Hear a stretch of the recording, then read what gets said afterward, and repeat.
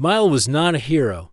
He was not a soldier, a pilot, or a famous explorer. He was just a quiet man from Earth who worked as an engineer in a small space station above the planet. He liked fixing things: small engines, power lines, even broken coffee machines. He lived a simple life, alone, without much noise. But everything changed the day he received the message. It came through the official galactic channel. A golden seal blinked on his screen. It looked too beautiful to be real. At first, Milo thought it was a mistake. The message said, "You have been selected to attend the royal wedding of the Varellan Empire as an honorary guest from Earth. Transport will arrive in 3 days. Formal wear will be provided." Milo read the message 5 times. Then he laughed. Then he got scared. Then, slowly, he smiled. He had always read about the Varellans. They were tall, elegant beings with rich blue skin and shining silver eyes. Their empire stretched across dozens of star systems. They were known for their peaceful ways, beautiful architecture, and deep respect for history. Now, he was going to see all of it with his own eyes. On the day of departure, a sleek, silver ship arrived. Above the station, it looked like a flower made of metal, opening slowly in space. A calm voice welcomed him aboard. Inside, the walls glowed softly, and gentle music played. Milo had never seen such clean, smooth technology. The journey lasted only a few hours, thanks to the Varellans' powerful jump drives. When the ship dropped out of light speed, Milo saw the capital moon of the Empire, Illyrian. It floated above a giant gas planet, shining with green and teal colors. Illyrian looked like a garden in space. Long bridges stretched between floating islands. Waterfalls fell into nothingness. Tall towers rose like silver trees. Milo stared through the window, speechless. He was taken to the Palace of Light Winds, where the wedding was to be held. The palace was not made of stone, but of something softer, almost alive. It shimmered gently in the wind. Every corner had music. Every hall had flowers. Other guests arrived from across the galaxy, tall insect-like beings, creatures made of crystal, soft-skinned travelers from moons he had never heard of. They all wore formal robes, bright and colorful. Milo felt nervous. He wore the robe they gave him, light blue with simple patterns. He looked at himself in a mirror and laughed. "You clean up well, Milo," he said softly. The night before the wedding, there was a grand welcome feast in the garden. The garden floated in the air, held up by quiet energy fields. Food appeared on tables without a sound. The air smelled sweet, and soft lights danced in the trees above. A Varellan woman greeted the guests. She stood tall, with soft silver markings on her skin. Her voice was like wind through chimes. "I am Elena, Speaker of the Garden," she said. "We thank you for joining us on this great day. Tomorrow, our Princess Nera will be married, and a new chapter will begin." Milo looked around. Everyone clapped. He clapped too. But something about Elena's face bothered him. She looked worried. That night, Milo couldn't sleep. He walked through the quiet palace halls. The moonlight outside made the floor glow softly. He passed empty balconies and closed rooms. Then, by chance, he took a wrong turn and found himself in a hallway with no lights. At the end of it, he saw a door slightly open. He pushed it gently. It creaked. Inside was a small room filled with glowing symbols on the walls, words he didn't know but somehow understood. In the center stood a large crystal table, and on it, a strange device like a crown made of light. Milo stepped closer. The symbols around the room started to glow brighter. The device floated in the air. Then, a soft voice echoed in the room. It was not a recording. It was alive. "If you found this room, then I trust you." Milo stepped back, startled. A figure appeared like a ghost, but clearer. It was a Varellan woman, young, calm, beautiful in a quiet way. "My name is Nera," she said. "I am supposed to be married tomorrow, but I cannot. Not like this. I have left clues. And if you can hear me, you are part of it." The image faded before he could ask anything. The lights dimmed. Silence returned. Milo stood there, unsure if what he saw was real. The next morning, the palace was buzzing. Guests were dressed in bright colors. Music filled the air. The ceremony stage floated above a lake of glowing water. The Empress stood at the center, tall and graceful. But the bride was not there. Time passed. Whispers spread. The groom, a noble from another star system, looked confused and angry. The Empress raised her hand. "Princess Nera is not present," she said, her voice calm. "We ask for your patience." Milo stood among the guests. He felt a strange pull in his chest. He remembered the room, the symbols, the message. He was not just here to watch. Something else was beginning. The sky above Illyrian was bright, painted with soft golden clouds and silver blue birds that flew in gentle circles. Flowers from floating trees fell slowly in the breeze like colored snow. The wedding stage stood in the center of a large, shining lake. The guests watched from floating platforms around the water. But there was no bride. The music stopped. The Varellan nobles whispered to each other in confusion. The groom, a tall noble named Varn, stood still with a tight jaw. He looked angry, though he tried to hide it. His bright red robe flowed behind him as he turned toward the Empress. Milo stood among the guests, not far from the edge of the lake. His heart was beating fast. He had seen the message in the secret room. He had heard the voice of the missing princess.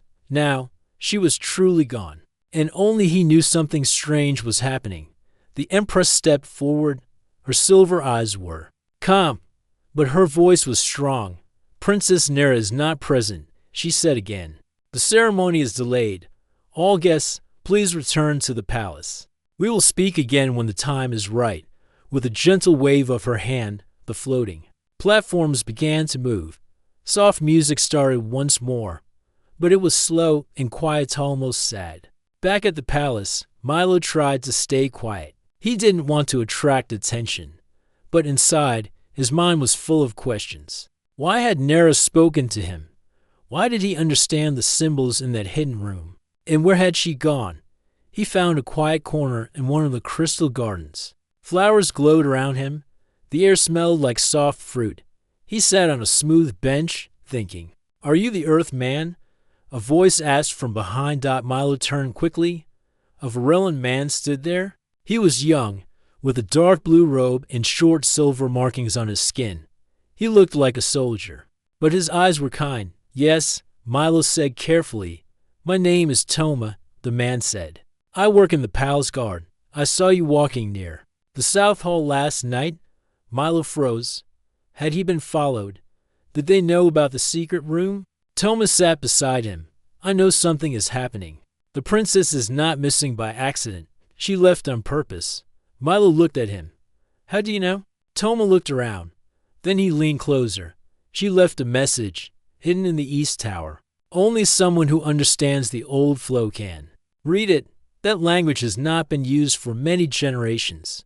But I saw it glowing, and I saw you looking at it." Milo's eyes widened. "You saw the symbols?" Toma nodded. "Yes. I don't understand them, but you do, don't you?" Milo slowly nodded. "I don't know how, but yes, I do." Toma stood. "Then come with me. We don't have much time." Toma led Milo through narrow back halls of the palace. They moved past quiet kitchens, closed rooms, and long glass bridges. No one stopped them. Everyone was too busy talking about the wedding. Finally, they reached a small tower made of soft white stone. Vines grew on the walls, and a gentle light came from the ceiling. Toma opened a hidden door behind a tall statue. Inside, there were more symbols shining softly on the wall. Milo stepped forward. His fingers moved across the glowing lines, as if guided by something deep inside him. "It's a map," he whispered. "She left a trail. She's not just hiding. She's waiting." "Waiting for who?" Toma asked. Milo turned toward him. "For someone who can help her. Someone she can't trust." Toma looked at him. "You think it's you?" "I don't know," Milo said. "But I think I have to try." Milo had never felt so out of place in his life. He was a simple engineer from a quiet orbiting station, now standing in a hidden Varellan tower, staring at glowing symbols older than most civilizations. Beside him, Toma, the palace guard, waited. With serious eyes, the map on the wall shimmered, lines shifting like flowing water. Milo could feel the shapes almost like they were speaking to him. He placed his hand on the center symbol. It lit up, then slowly spread a trail of blue light across the wall, forming a path of small points and curved lines. Toma leaned closer. What does it say? Milo spoke slowly. It says, the heart follows silence, beyond the breathless. Stone, where wind does not sing, the truth is waiting. Toma frowned. That sounds like a riddle. Milo nodded. I think it's a place. Somewhere quiet and ancient, maybe even forgotten. Toma looked at him carefully. And you understood all that just by looking at this? I didn't learn it. I just know it. Milo said, still surprised by his own voice. It feels like the words are already inside me. Toma stepped back. Then you might be part of something very old. Later that day, Milo was called to speak with the Council of Light, the oldest group of Varellan leaders. He didn't know how they found out about the tower, but they clearly knew more than they let others see. The council chamber was large and round, its walls made of a glowing stone that shifted color with the mood of the room. 12 elders sat in a half circle, dressed in long robes marked with ancient symbols. Milo stood in the center, feeling small. A tall elder with deep silver eyes leaned forward. You are the human who read the old flow. Milo nodded. Yes, I think so. Another elder, this one with golden rings on her fingers, asked, have you studied our ancient language? No, Milo said. I didn't even know what it was until yesterday. The room fell silent. The first elder spoke again. The old flow was once used by our first builders. It is no longer taught. Even we cannot read most of it. But you can, said a younger elder. Why? I don't know, Milo answered honestly. It just makes sense to me. The elders whispered among themselves. The walls turned a shade of soft green, showing quiet curiosity. Finally, the golden ringed. Elder asked, and you say the princess left a message only you could read? Yes, she said she could not marry, that she needed help. She trusted someone would find her. The silver-eyed elder stood. We cannot let this matter stay hidden. If you truly can understand the old flow, then you must find her. She may be following a path that was left long ago. Left by who? Milo asked. The elder looked at him with a slow smile. Perhaps by those who once knew that humans and Varellans are not so different. That evening, Milo and Toma prepared to leave the palace. They received permission from the Empress herself. She had spoken only a few quiet words to Milo. Follow what you know, even if you do not know why. Toma led the way to a transport craft small, fast, and shaped like a bird. It lifted gently into the air, wings spreading as it moved across the sky of Eli Rhindot. They passed over bright towers and hanging gardens. The palace behind them grew smaller and smaller, like a memory. Milo sat quietly, looking out the window. Do you really believe we'll find her? He asked. Toma nodded. If the princess trusted you, then I do too.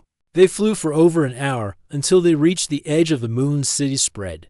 The land below turned wild, with cliffs, silver rivers, and stone pillars rising into the clouds.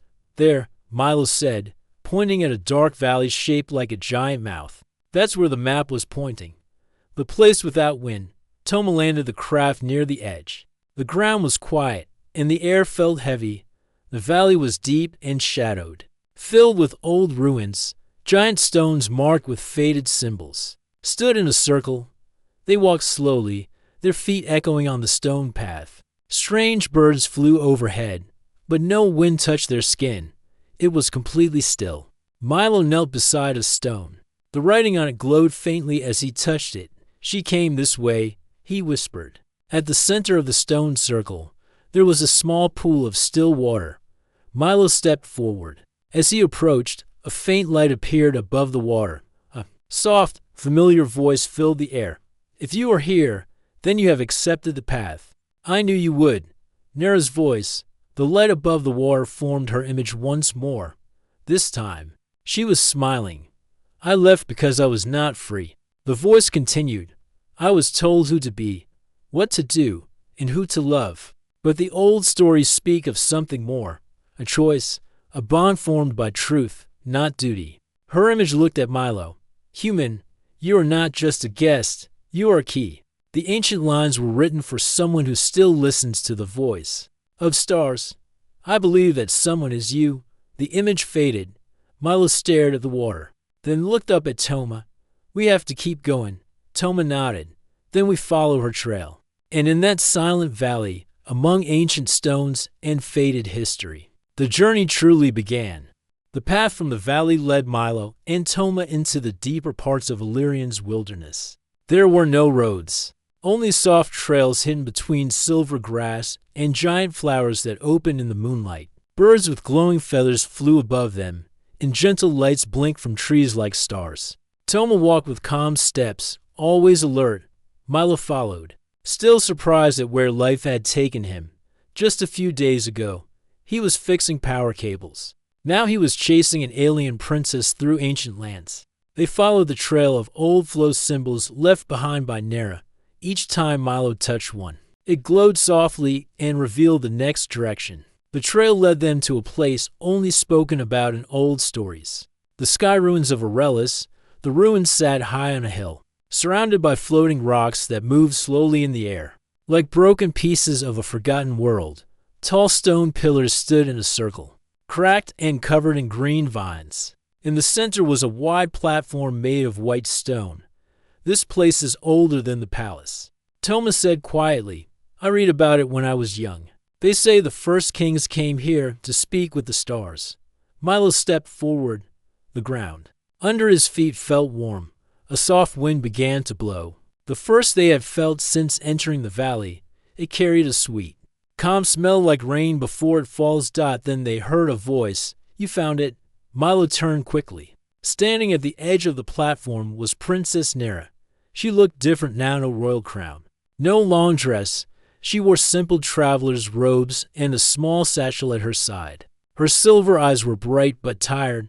Her long dark hair was tied back. You came, she said, walking toward them. We followed your message, Milo said softly. You left a path. I had to, she said. There was no other way. Toma stepped forward. Your Highness, the council is searching for you. You left everything behind. I know, Nera said. And I'm sorry, but I needed to find the truth about myself, about the ancient ways. And about Earth? Earth? Milo asked, surprised. Nera nodded. My mother told me stories. Long ago, before the galaxy was divided by borders, our people traveled freely. We visited each other's stars. Varellans and humans stood side by side. There was friendship, even love.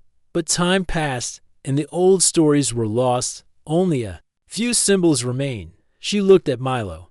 But then you came, a human who can read the old flow, a language even our own elders cannot speak anymore. I don't know how I understand it, Milo said honestly. It just happens. It means you are part of the old bond, Nera said. And so am I. They sat around a small fire that night. The stars above were bright and close, and the floating stones above them moved slowly like silent guards. Nera told them more of what she had learned. The ruins speak of something called the Bridge of Spirit. She said, a link between two people, one from each world. Not a link of blood or war, but of heart, of thought. They were chosen to protect peace between stars. It happened only once, long ago. Then the bond was broken, and you think it's starting. Again, Toma asked. I don't think, Nera replied. I believe. She looked at Milo again, her voice calm. When I saw you at the welcome feast, something moved inside me. It wasn't your face, your voice, or even your robe, she said with a small smile. It was something deeper, as if we already knew each other, like a story being told again. Milo felt something in his chest warm and strange. He didn't know what to say. I came just to watch, he finally said. I didn't plan any of this. Neither did I, she said. The next morning. Morning came slowly to the sky ruins of Aurelis. The floating stones above moved silently, catching the golden light of Illyrian's twin suns. The ancient white platform where Milo and Nera sat felt warm, and soft wind passed through the cracks. In the old stone, Toma stood nearby, keeping watch. He knew they didn't have much time. The royal guards would be looking for Nera, and soon the council would know exactly where she was. But Nera didn't look afraid. She was sitting beside Milo, showing him the last pages of an old star map she had found in the ruins. The lines were faded, but the symbols were the same ones Milo had seen glowing on the walls of the secret tower. "These are not just star paths," Milo said as he traced the lines with his finger. "They're memories." Nera looked at him. "What do you mean?" He pointed at the map. "Each symbol connects to a time in history. I can feel it. When I touch it, I see something in my mind, short pictures, like old dreams. To people, a Varellan and a human, standing together in the stars." Nera smiled gently. "Then the old bond really is waking up." Milo looked into her silver eyes. "Why me? I'm not a leader or a warrior. I fix machines. I live in a small station above Earth. I never thought I would even meet someone like you." Nera reached out and gently touched his hand. "Because you listen. You saw something most people ignore. You followed the signs, and you believed." Milo didn't pull his hand away. He didn't speak. His heart felt full, like something important was happening, even if he couldn't explain it. That peaceful moment didn't last long. Thomas suddenly raised his hand. "Ships," he said sharply. "3 of them, coming fast from the south." Nera stood. "Royal guards. The council must have found our trail. We need to go," Milo said. Nera nodded. "There's a back path through the cliffs. It's not safe, but it leads to the mist fields. They won't find us there." Without wasting a moment, the 3 of them moved quickly down a narrow stone stair hidden behind the ruins. The steps were old and steep, but the path was clear. The sound of engines echoed behind them as the royal ships landed near the platform. Toma looked back. "We have a few minutes, maybe less." The cliffs opened into a wide area covered in silver mist. Strange trees stood like quiet guards, and soft lights blinked under the leaves. The mist made it hard to see, but it also hid their tracks. They moved deeper into the forest, until the sound of ships was far behind. They set up camp under a large tree that glowed from within. The ground was soft, and small glowing insects floated through the air like fireflies. Nera looked tired but calm. Milo sat beside her again, and Toma watched from a distance, his hand resting near his tool blade, just in case. "This place is beautiful," Milo said. Nera nodded. "It was once a sacred space. The Varellan queens came here before they were crowned. They would spend one night alone in the mist to learn silence and hear their own hearts." "You're not alone this time," Milo said softly. She looked at him and smiled. "Maybe that's a good thing." They sat in silence for a moment, listening to the wind move through the leaves. Then Nera said, "Milo, do you believe people from different worlds can understand each other deeply? Not just with words, but with feeling?" Milo thought for a moment. Then he answered, "Yes, I do. Because I feel that way with you." Nera's eyes shimmered. She took a deep breath. "When I first saw you, I thought you were just a quiet guest. But something about your presence felt familiar, like I had seen you in a dream. As if the stars brought you here on purpose." "I don't feel like a guest anymore," Milo said. With a soft laugh, "I feel like I'm part of something bigger than myself." Nera leaned closer. "Maybe you are." At midnight, Nera stood before the glowing tree. She placed her hands on its trunk, and soft lights moved up her arms. The tree responded, glowing brighter. "I am of the royal line," she said in a calm voice. "But I do not stand alone. I bring with me someone who listens, someone who sees." She turned toward Milo and held out her hand. He stepped forward, unsure, but trusting. Nera placed his hand beside hers on the tree. Light flowed between them. The tree pulsed once, then grew still. A gentle hum filled the air. Toma watched with quiet awe. Then Nera whispered, "The bond is accepted." Milo felt something warm enter his chest, like a memory that didn't belong to him, but still felt right. He saw flashes of stars, peace treaties, and hands reaching across light years. Then everything went quiet again. Nera and Milo sat together, hand in hand. Their connection was no longer just friendship. It was something deeper, something ancient, and alive. Nera said softly, "The old way has chosen us. Tomorrow, I will return to the palace, but not as a bride to be given. I will return as a woman who has made her choice." "And what will they say?" Milo asked. "They will listen." Nera replied, "Because the bond speaks louder than any crown."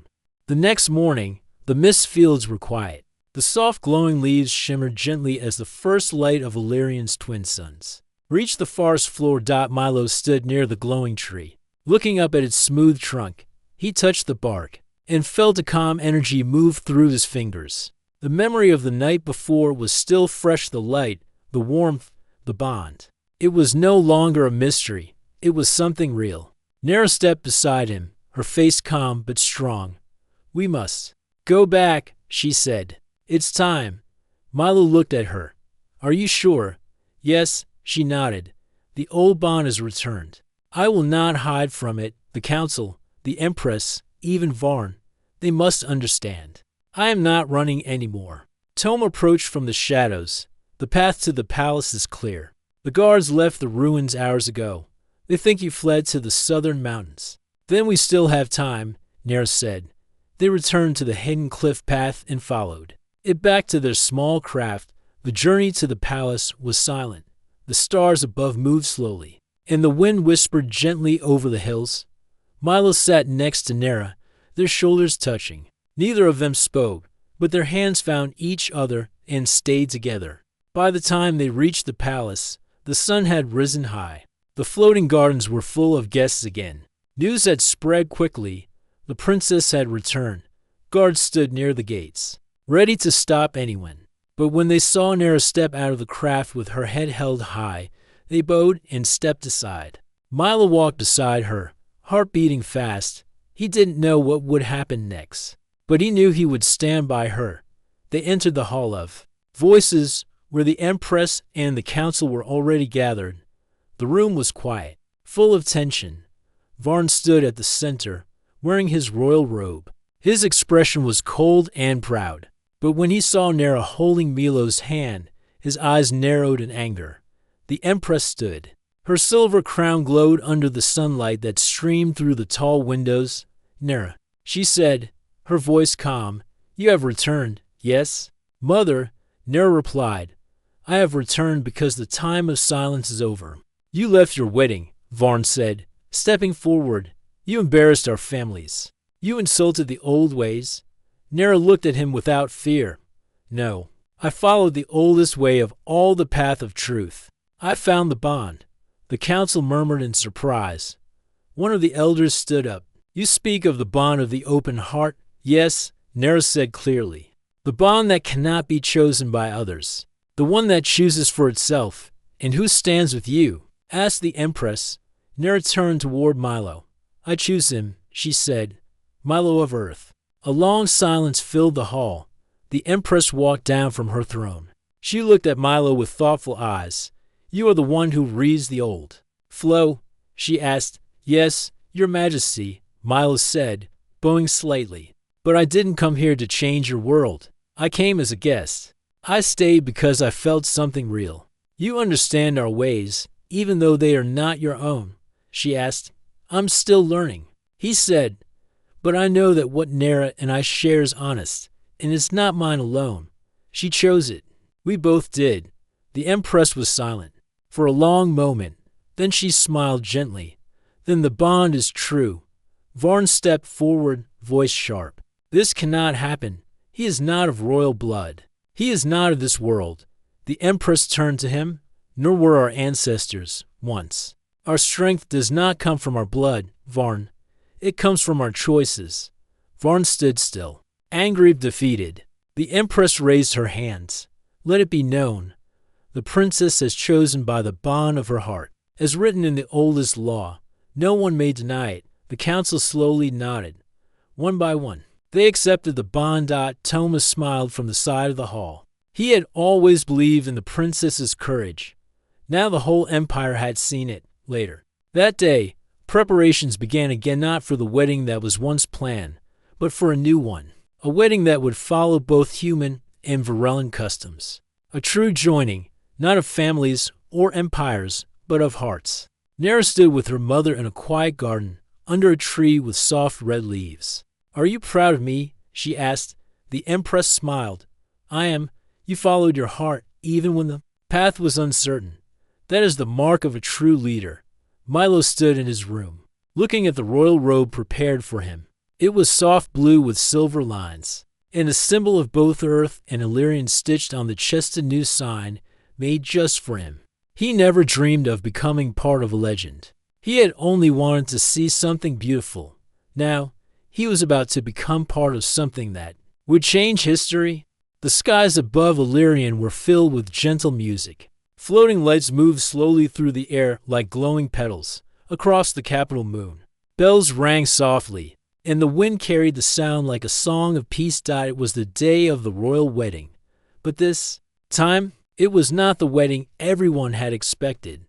This time, it was a wedding chosen by the heart. The great garden of celestial harmony had been opened for the ceremony. It floated high above the palace, held in the sky by old Varellan energy crystals. Silver bridges connected the platforms, and waterfalls flowed into the air and vanished like mist.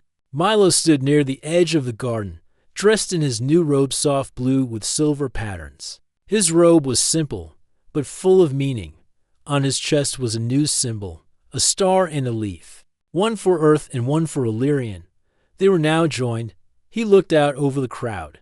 Guests had come from many planets. Some were tall and glowing, others were short and round. Some had wings, and some were made of stone. But all of them were quiet now. Waiting. Milo took a deep breath. His hands were calm, but his heart was full. He had come to this world as a visitor. Now, he was standing as part of its future. Soft music began to play. The sound came from living instruments, plants that sang when touched by the wind. The leaves shimmered and swayed, filling the air with a soft melody. From the far side of the garden, Nera appeared.